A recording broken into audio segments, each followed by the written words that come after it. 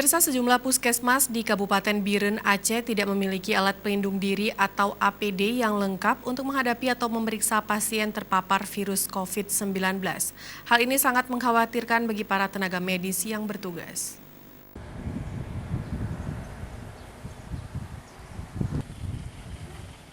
Hampir semua puskesmas yang ada di Kabupaten Biren kekurangan dan bahkan tidak memiliki alat pelindung diri yang lengkap untuk menghadapi atau memeriksa pasien gejala COVID-19.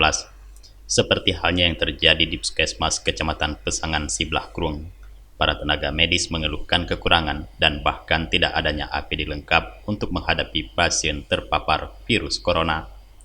Hal ini sangat mengkhawatirkan bagi petugas medis yang bertugas di garda terdepan menghadapi virus corona. Menurut Kepala Puskesmas Kecamatan Pesangan Siblah Krung, Lisa Rita, hingga saat ini Puskesmas Pesangan Siblah Krung hanya memiliki 3 PCS baju hazmat, bantuan dari Dinas Kesehatan Kabupaten Biren.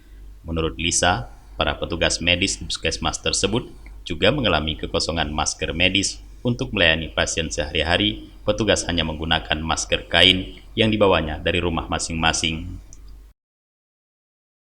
Hari ini kami memang secara garis besarnya kekurangan APD. Yang paling penting inilah masker.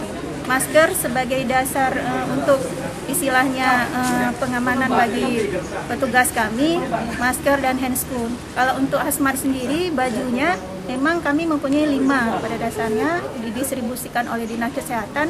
Cuman karena kemarin kami ada ODP dan terpaksa petugas kami menggunakan, jadi yang ada 3. Secara keseluruhan memang seluruh puskesmas kekurangan APD.